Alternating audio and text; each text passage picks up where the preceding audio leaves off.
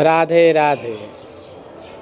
पूरा संसार जानता है कि भारत के एक ऐसे महान योगी जिनकी आयु के बारे में, जिनके भोजन रहन सहन आदि के बारे में कोई नहीं जानता, ऐसे परम सिद्ध योगीराज योगी सम्राट श्री देवराहा बाबा को मैं प्रणाम करता हूँ, जो हमारे पूज्य गुरुदेव हैं और जिनके चरण की सेवा इस शरीर को प्राप्त हुआ है। मैं अपने आप को बहुत ही धन्य और गौरवान्वित अनुभव करता हूँ कि हमें ऐसे सतगुरुदेव जी का संगति प्राप्त हुआ है।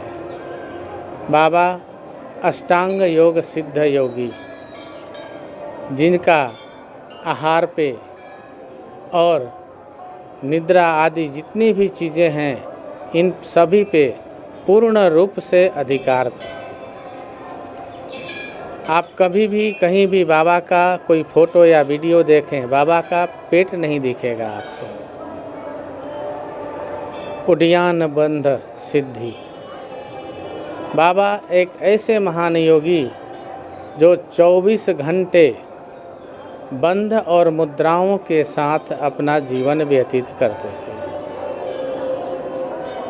बाबा ने एक बार बोला, बच्चा, मैं मृत्यु रूपी सिंह के ऊपर, मैं मृत्यु रूपी सिंह के ऊपर काल के समान हूँ। बच्चा, मेरा मृत्यु कुछ नहीं बिगाड़ सकता। बाबा ने कहा कि जो योगी 10 महामुद्राओं के सिद्धि में रहते हैं, वो कभी वृद्ध नहीं होते, कभी मृत्यु को प्राप्त नहीं होते। मैं आपको बता दूं, ये 10 महामुद्रा क्या हैं। महामुद्रा महाबंध महाभेदश्च खेचरी उड्डयन मूलबंधश्च बंधो जलांधराभिदः करणी विपरीताख्य वज्रौली शक्तिचालनम इदम ही मुद्रादशकम जरा मरणनाशनम। ये 10 मुद्रा जरा और मरण अर्थात मृत्यु का नाश करने वाले हैं। इसीलिए बाबा को किसी भी मौसम का, किसी भी प्रकार के आहार की कभी कोई प्रभाव नहीं पड़ता था। जैसे कितना भी शीतकाल हो, बाबा 3 काल सुबह 3:30 बजे जल में प्रवेश कर जाते थे। 2 घंटा से 2.5 घंटा जल के अंदर रहना, 12:30 बजे से लेकर के दिन में 2:30 बजे, कभी 3 बजे तक जल में रहना। शाम को 5 से 7:30, ये सालों भर का नियम था बाबा का, जिसको हमारे ऋषि परंपरा में त्रिकाल संध्या भी कहते हैं, त्रिकाल स्नान भी कहते हैं। ये मैंने जब से बाबा के शरण में आए तब से ये कभी भी इसको टूटते हुए मैंने नहीं देखा, निरंतर ही चलता रहा है। तो बाबा 6 घंटे से 7.5 घंटा दिन में पानी के अंदर रहते थे। बाबा हमेशा गंगा, यमुना, सरजू इनके तट पे ही रहते थे, कभी नर्मदा के तट पे भी रहे हैं। और शहर से, बाजार से बहुत दूर एकांत में निवास करते थे। क्यों? क्योंकि एकांते निवसत योगिर मुनिर्मोक्ष परायणः। मुनि जो मोक्ष परायण होते हैं वो एकांत में ही निवास करते हैं, वो एकांतवासी होते हैं। उनको जन से और किसी भी प्रकार के भीड़ भाड़ द्वंद्व आदि से दूर रहना ही अच्छा लगता है। तो बाबा हमारे अष्टांग योग सिद्ध योगी, उनकी लीला और महिमा सारा संसार जानता है।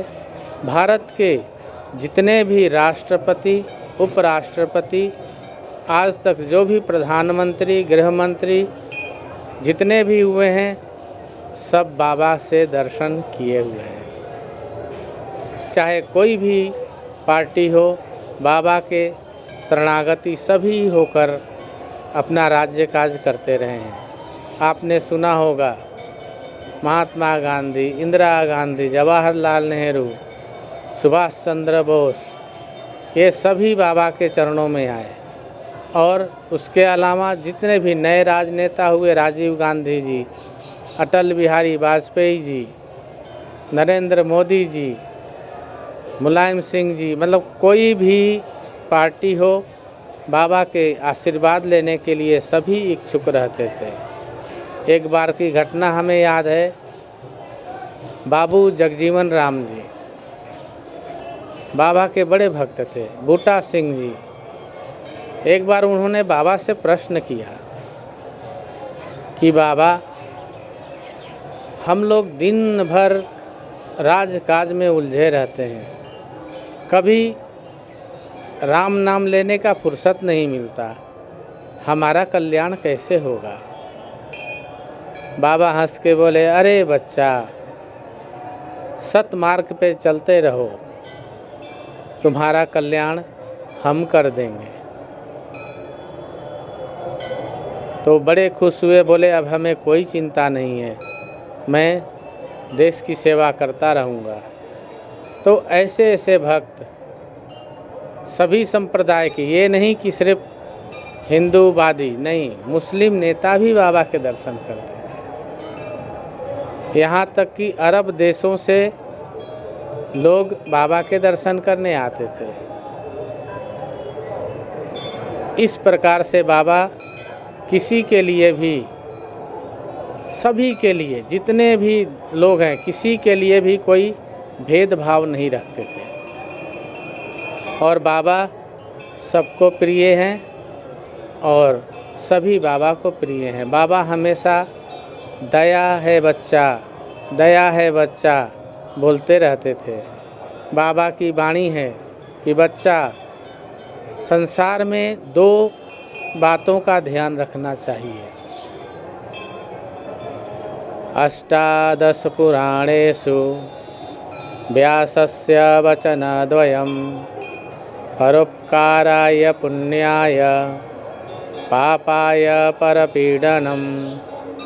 18 पुराणों में जितनी भी लेख है, उसका सार तत्व है कि परोपकार के जैसा कोई पुण्य नहीं है, दूसरे को पीड़ा देने के जैसा कोई पाप नहीं है।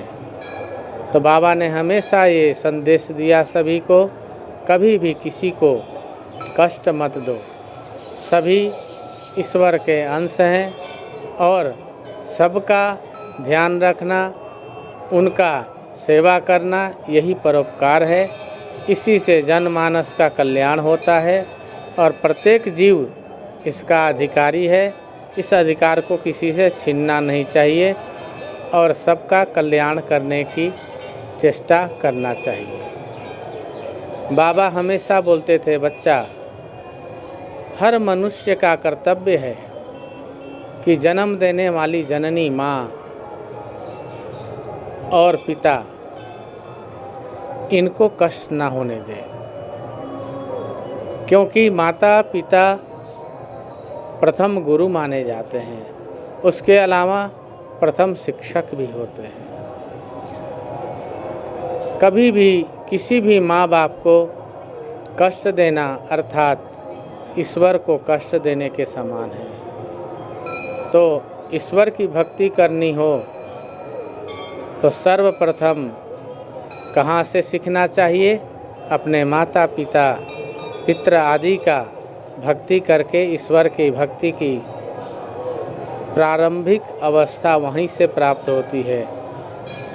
अगर आप ईश्वर की भक्ति चाहते हैं, ईश्वर की कृपा चाहते हैं, तो माता पिता की सेवा करिए, उनका देखभाल करिए और उनका जो स्नेह है उसको अपने अंदर बाहर रखिए और वही स्नेह आपका ईश्वर प्रेम का, ईश्वर भक्ति का और ईश्वर स्नेह का स्वरूप धारण कर लेगा। बाबा कहते हैं, बच्चा, जो मनुष्य नाम का चिंतन करता है वो कभी भी अकाल मृत्यु, कभी भी रोग, बड़े बड़े कष्टों में नहीं पड़ता। बाबा का मुख्य उपदेश है कि बच्चा जैसे 2 लकड़ियों के रगड़ से अग्नि प्रकट कर लेते हैं। आपने सुना होगा, ऋषि मुनि पहले अरणि मंथन करते थे। नीचे लकड़ी होती है, ऊपर लकड़ी का बेंत होता है, उसको रगड़ते रगड़ते रगड़ते रगड़ते उसमें से अग्नि प्रकट होता था। उसी अग्नि से यज्ञ होता था। बाबा कहते हैं कि बच्चा जैसे 2 लकड़ियों के रगड़ से अग्नि प्रकट होता है, वैसे ही एक लकड़ी है तुम्हारा हृदय और दूसरी लकड़ी है राम जी का नाम, तुम्हारे इष्ट देवता का नाम। जब हृदय रूपी लकड़ी पर राम नाम रूपी लकड़ी का बारंबार रगड़ पड़ेगा तो राम रूपी परमात्मा का साक्षात्कार हो जाएगा। इसमें कोई संदेह नहीं है। बहुत से भक्त लोग हैं, प्रेमी जन हैं, सेवा करते हैं, पूजा करते हैं, भजन करते हैं, उनको थोड़ी अनुभूति होती है, कभी नहीं होती है। उनके लिए बाबा का उपदेश कि बच्चा अगर ईश्वर की सेवा, भजन, कीर्तन, मनन करते हुए उसका कृपा अनुभूति न हो तो हताश मत हो। जैसे समुद्र से मोती खोजने वाला व्यक्ति समुद्र में गोता लगाता है और उसके हाथ में मोती नहीं आता, तो ऐसा नहीं कि वो हताश हो जाता है। वो बार बार गोता लगाता है और अवश्य ही किसी गोते में अनमोल रत्न मोती उसके हाथ में लग जाती है। ऐसे ही ईश्वर का चिंतन, मनन, भजन करने से उसका कृपा, अनुभूति, प्रेम आपको ऐसा लगे कि प्राप्त नहीं हो रहा है तो हताश ना होइए। आप बार बार गोता लगाते रहिए। किसी न किसी गोते में ईश्वर रूपी रत्न आपके हाथ में आएगा, अवश्य आएगा, इसमें कोई संदेह नहीं है। बाबा का उपदेश है कि भारत की गरीबी दूर करने के लिए, भारत को समृद्धशाली बनाने के लिए गौ माता की रक्षा अत्यंत आवश्यक है। गौ की सेवा अत्यंत आवश्यक है। जिस भूमि पे गौ की सेवा होती है वहाँ सारे तीर्थ निवास करते हैं। जिस घर में गौ की सेवा होती है वह घर मंदिर है। तो बाबा ने कहा कि बच्चा, अष्ट ऐश्वर्यमयी लक्ष्मी गोमये बसते सदा। 8 ऐश्वर्यों को लेकर के गौ माता के गोबर में लक्ष्मी जी निवास करती हैं। तो गौ माता की कितनी महिमा है। आप सभी ईश्वर प्रेमी बनिए, माता पिता के सेवक बनिए, गौ माता का सेवा करिए, धर्म का आचरण करिए और सनातन धर्म का यही मूल है। इसी से सनातन धर्म टिकी हुई है। सभी को बाबा का असीम कृपा, आशीर्वाद और मेरा बहुत सारा प्रेम है। राधे राधे, जय श्री राधे।